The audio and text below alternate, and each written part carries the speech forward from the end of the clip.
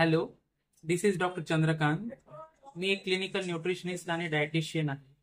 मी तुम्हाला सांगणार आहे की संतुलित आहार म्हणजेच बॅलन्स्ड डाएट म्हणजे काय.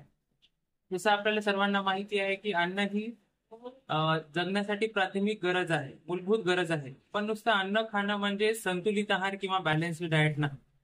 तर बॅलन्स्ड डाएट म्हणजे काय ते आपण सर्वप्रथम बघूया. बॅलन्स्ड डाएट म्हणजे असा आहार ज्यामध्ये प्रथिने, कर्बोदके, स्निग्ध पदार्थ, विटॅमिन्स, मिनरल्स, रफेज आणि वॉटर या सर्वांचा समावेश होत असतो. त्याचबरोबर ज्या आहारातून आपल्याला वाढ आणि विकास होण्यासाठी मूलभूत असे अन्न घटक मिळत असतात, शरीराची झीज भरून निघते व कार्यशक्ती वाढविली जाते. तसेच काही काळापुरते जर आजारपण असेल तर ज्या आहारातून ते पुरेसे होते त्याला आपण संतुलित आहार असे म्हणत असतो. संतुलित आहारावर शरीरातील काही घटक कार्य करत असतात. ते घटक बघूयात आपण. जसं की माणसाचं वय, लहान बालकांमध्ये, प्रौढ व्यक्तींमध्ये, स्त्रियांमध्ये, पुरुषांमध्ये, प्रत्येकांमध्ये वयामानानुसार प्रत्येकाचा आहार हा वेगळा असतो.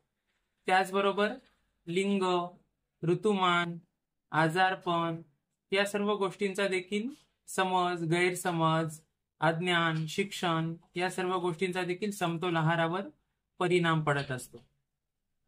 समतोल आहारामध्ये जसं की आपण बघितलं की प्रथिने त्याचा उपयोग आपल्या बॉडी बिल्डिंग मध्ये केला जातो. जसं की शरीराची निर्मिती करण्यासाठी, झीज भरून काढण्यासाठी प्रथिनाचा उपयोग केला जातो. त्याचबरोबर शरीराला कार्यशक्ती मिळविण्यासाठी कर्बोदकांचा आणि मेद पदार्थांचा उपयोग केला जातो. त्याचबरोबर शरीराला संरक्षित ठेवण्यासाठी आपण विटॅमिन्स आणि मिनरल्सचा उपयोग करत असतो.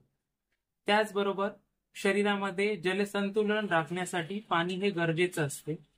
आणि रफेज, ज्याला आपण रेषेदार पदार्थ म्हणतो, त्याचा उपयोग आपल्या आतड्यांची हालचाल व्यवस्थित राखण्यासाठी आपण करत असतो.